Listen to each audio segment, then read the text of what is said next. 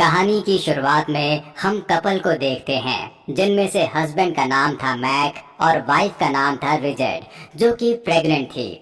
यहाँ पर वह लोग एक दूसरे के साथ टाइम स्पेंड करने के लिए कोई अच्छी जगह पर जा रहे थे। इसी बीच वह दोनों देखते हैं कि आगे रास्ता बंद है, इसलिए मैक गाड़ी को घुमाकर जंगल से होकर दूसरे रास्ते से आगे बढ़ने लगता है। तभी रास्ते में टूटी हुई नाव को देखकर उसका ध्यान भटक जाता है और उसकी कार एक पेड़ में जाकर टकरा जाती है, जिससे उन दोनों को तो कुछ भी नहीं होता, पर उनकी कार पूरी तरीके से खराब हो जाती है, जिस वजह से वह दोनों फैसला करते हैं कि वह तो पैदल ही मदद लाने के लिए आगे जाएंगे। इसलिए जंगल के रास्ते से होकर आगे बढ़ने लगते हैं। पर ब्रिजेट प्रेग्नेंट थी, इसलिए उसे चलने में काफी दिक्कत हो रही थी, जिस वजह से मैक एक पेड़ के ऊपर चढ़कर किसी तरीके से फोन के सिग्नल को पकड़ने की कोशिश करता है। लेकिन वहाँ पर उसे सिग्नल तो नहीं मिलता, पर थोड़ी दूरी पर उसे एक फार्म नजर आता है। इसलिए रिचर्ड को लेकर उस फार्म की तरफ जाने लगता है ताकि उसे वहां से कुछ मदद मिल सके।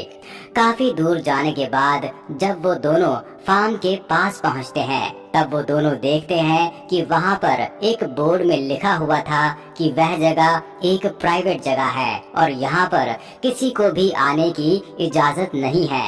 अब इस वार्निंग को पढ़ने के बावजूद भी मैक रिचर्ड को लेकर उसके अंदर जाता है, क्योंकि रिचर्ड की तबीयत काफी खराब हो रही थी। थोड़ी देर में बॉब नाम का एक आदमी कार लेकर वहां पर आ जाता है और वह मैक के साथ काफी बदतमीजी से बात करने लगता है। लेकिन जब रिचर्ड को प्रेग्नेंट हालत में देखता है, तभी उसके साथ काफी लाइटली बात करता है और उससे पूछता है कि तुम्हारे पेट में जो बच्चा है वह लड़का है या लड़की, जिसके जवाब में रिचर्ड उससे कहती है कि उसके पेट में जो बच्चा है वह लड़का है।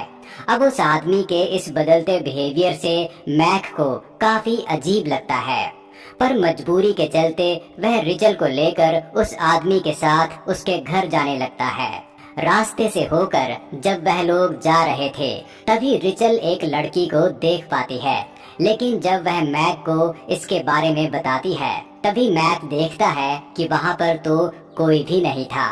और इसके बाद वह लोग बॉब के घर पहुंचते हैं, जहां पर बॉब की बीवी एग्नेस और उसके दो बेटे लीव और डेविड उन दोनों का काफी अच्छे तरीके से अपने घर में स्वागत करते हैं।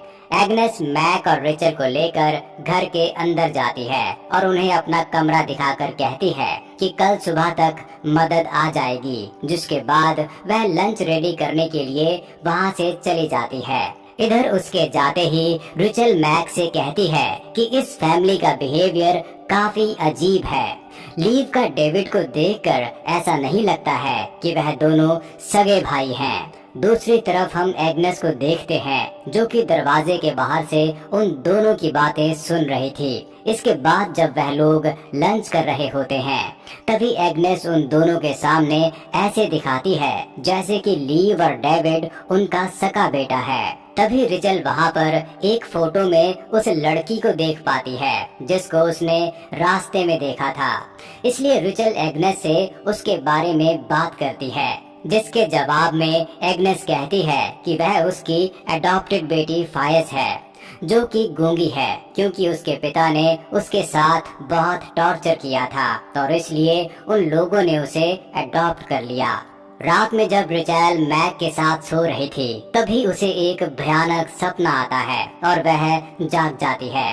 वह मैक को बताती है कि उसने सपने में फायस के चेहरे को देखा, और जब वो मैक को इसके बारे में बता रही थी, तभी उसे याद आ जाता है कि उसने कई दिनों पहले फायस के लापता होने की खबर एक न्यूज़पेपर में देखी थी, जिससे उसे इस बात पर यकीन हो जाता है कि फायस उनकी अडॉप्टेड बेटी नहीं है और जरूर उन्होंने ही फायस के साथ कुछ बुरा किया होगा। इसके बाद वह दोनों काफी डर जाते हैं और तुरंत ही वहां से जाने का फैसला करते हैं। अब वह लोग जब घर से निकलकर जा रहे थे, तभी वहां पर बॉब आ जाता है। लेकिन यहाँ पर हम देखते हैं कि बॉब उन दोनों को कुछ भी नहीं कहता है। लेकिन वह लोग जब घर से बाहर पहुँचते हैं, तभी लीव और डेविड गन लेकर उन पर हमला कर देते हैं और वह लोग मैक को मारकर बेहोश कर देते हैं। इसके बाद वो लोग रिचल को भी नहीं छोड़ते और उसे भी मारकर बेहोश कर देते हैं।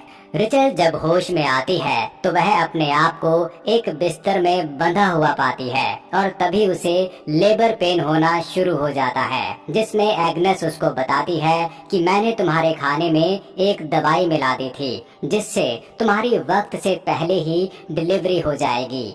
यहाँ पर हमें पता चलता है कि उसकी फैमिली को रिचल के ऊपर कोई भी दिलचस्पी नहीं है, बल्कि वह लोग रिचल के बच्चे को चाहते हैं और इसलिए वह लोग रिचल को भी पकड़ कर रखते हैं।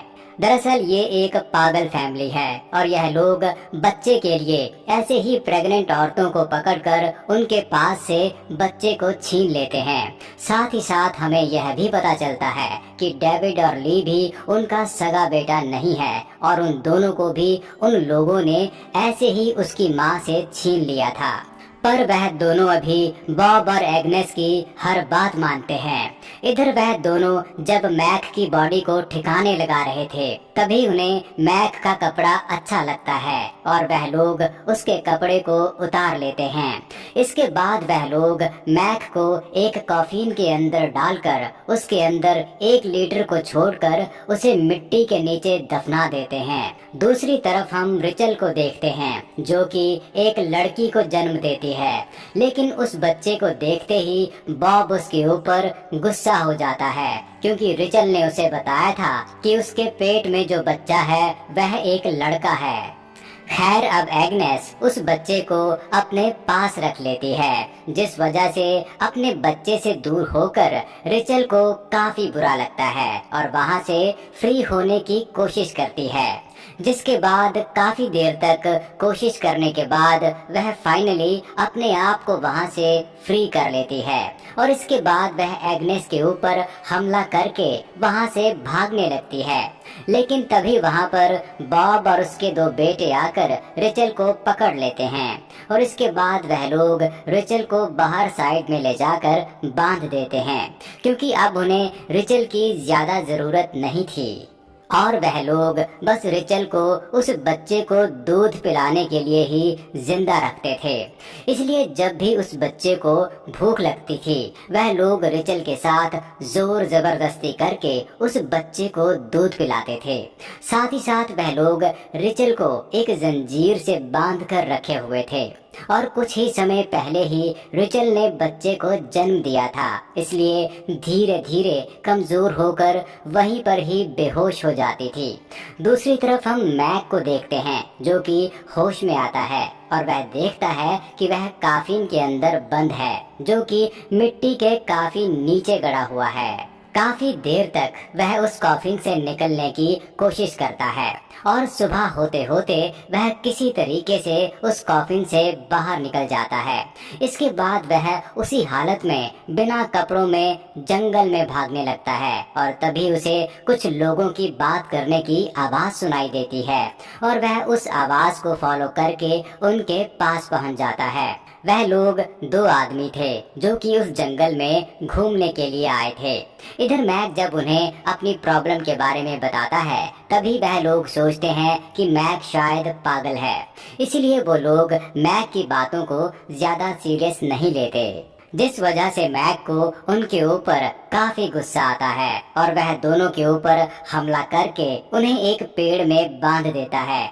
इसके बाद में उनमें से एक आदमी के कपड़े को पहनकर वहां से चला जाता है, लेकिन जाते जाते वह उन्हें एक चाकू देकर जाता है ताकि वह लोग वहां से फ्री हो सकें। इधर रिचल जब होश में आती है तभी अपने सामने फाइज को देख पाती है और वह उससे मदद मांगती है, लेकिन फिर से उसकी मदद किए बिना ही वहां से चली जाती है। थोड़ी देर बाद लीव और डेविड रिचल के पास आते हैं और उसके साथ जबरदस्ती करने की कोशिश करते हैं, लेकिन दूसरी तरफ हम देखते हैं कि मैक भी वहां पर आ चुका था और वहां पर पहुंचकर फाइज को देखता है जो कि मैक को देखकर उसे सेट की तरफ इशारा करती है, जिससे मैक समझ जाता है कि रिचल सेट के अंदर है, जिस वजह से मैक उस सेट के अंदर जाकर लीव और डेविड के ऊपर हमला करके उन्हें जान से मार डालता है। इसके बाद वह रिचल को वहां से फ्री करके अपने साथ लेकर जाने लगता है, लेकिन तभी वहां पर बॉब भी गन लेकर आ जाता है और वह अपने दोनों बेटों को मरा हुआ देखकर बौखला जाता है। इसी दौरान वह मैक के ऊपर गन से शूट कर देता है। यहाँ पर मैक रिचल को वहाँ से भाग जाने के लिए कहता है, लेकिन रिचल मैक को इस हालत में छोड़कर वहाँ से जाना नहीं चाहती थी, जिस वजह से बॉब रिचल को भी मारकर बेहोश कर देता है। इसके बाद रिचल जब होश में आती है तभी अपने सामने फाइज को देखती है, जो कि जंजीर से बंधी हुई थी और अपने आप को फ्री करने की कोशिश कर रही थी। रिचल उससे मदद मांगती है और वह दोनों किसी तरीके से उस दीवार को तोड़कर वहां से निकल जाते हैं। अब रिचल घर के अंदर जाती है और अपने बच्चे को ढूंढने लगती है। दूसरी तरफ हम बॉब और एग्नेस को देखते हैं, जो कि अपने मरे हुए बेटे को दफन कर रहे थे। यहाँ पर एग्नेस काफी दुखी थी, इसलिए घर जाने से इनकार कर देती है और बॉब अकेले ही घर वापस आने लगता है। इधर घर के अंदर रिचल अपनी बेटी को लेकर वहां से भाग रही थी, तभी वहां पर बॉब आकर रिचल के ऊपर गन पॉइंट कर देता है। रिचल उससे कहती है कि मैं बस अपनी बेटी को दूध पिलाने के लिए यहाँ पर आई हूँ और दूध पिलाकर यहाँ से चली जाऊंगी। जिसके बाद बॉब अपनी गन को नीचे रख देता है और तभी रिचल उसके ऊपर एक चाकू से हमला करती है और उसे जान से मार डालती है। अब रिचल बॉब के फोन को लेकर पुलिस को कॉल करती है, लेकिन वह पुलिस को यह नहीं बता पाती है कि वह अभी कहां पर है, क्योंकि उसे उस जगह के बारे में कुछ भी पता नहीं था। दूसरी तरफ एग्नेस भी घर पर वापस आ गई थी और वह सेट के दरवाजे को खुला देखकर समझ जाती है कि रिचल जरूर घर के अंदर ही होगी, इसलिए वह गन को लेकर घर के अंदर जाने के बजाय घर के चारों तरफ घूमने लगती है। इधर रिचल फाइज और अपनी बेटी को लेकर उस घर से निकल जाती है और बॉब की कार में बैठकर वहां से भागने की कोशिश करती है, पर तभी उसे पता चलता है कि एग्नेस ने उस कार को खराब कर दिया है, इसलिए वह घर से निकलकर एग्नेस को मारने के लिए जाती है, लेकिन क्योंकि उसे गन चलानी नहीं आती थी, इसलिए उसकी गोली निशाने से चूक जाती है और उधर एग्नेस उसके पैर में गोली मारकर उसे घायल कर देती है। इसके बाद एग्नेस जब उसके पास जाती है तभी हम देखते हैं कि घायल होने के बावजूद रिचल एग्नेस के ऊपर हमला करती है और उसके सर को पटक कर उसे जान से मार डालती है। अब उसके मर जाने के बाद वह अपनी बेटी और फाइज को लेकर जंगल से होकर जाने लगती है, लेकिन उसकी हालत इतनी खराब थी कि उसे एक भी कदम चला नहीं जा रहा था, इसलिए वहीं पर गिर जाती है। तभी हम देखते हैं कि वहां पर पुलिस भी उसे ढूंढते हुए आ जाती है और वह लोग रिचल को रेस्क्यू कर लेते हैं। अब वह लोग जब रिचल की ट्रीटमेंट कर रहे थे तभी रिचल देखती है कि वहां पर एग्नेस भी आ गई थी, जो कि अभी तक मरी नहीं थी। यहाँ पर एग्नेस फिर से उसे मारने की कोशिश करती है, लेकिन तभी पुलिस ऑफिसर एग्नेस के ऊपर शूट करके उसे जान से मार डालते हैं। इसके बाद रिचल देखती है कि उसके पास फाइज गायब है, जिसको देखकर उसे पता चलता है कि फाइज कोई जिंदा लड़की थी ही नहीं, बल्कि उसके साथ जो थी वह फाइज की आत्मा थी, जो कि उसे वहां से निकलने में मदद कर रही थी। और दोस्तों, इसी के साथ ही इस मूवी की कहानी खत्म होती है।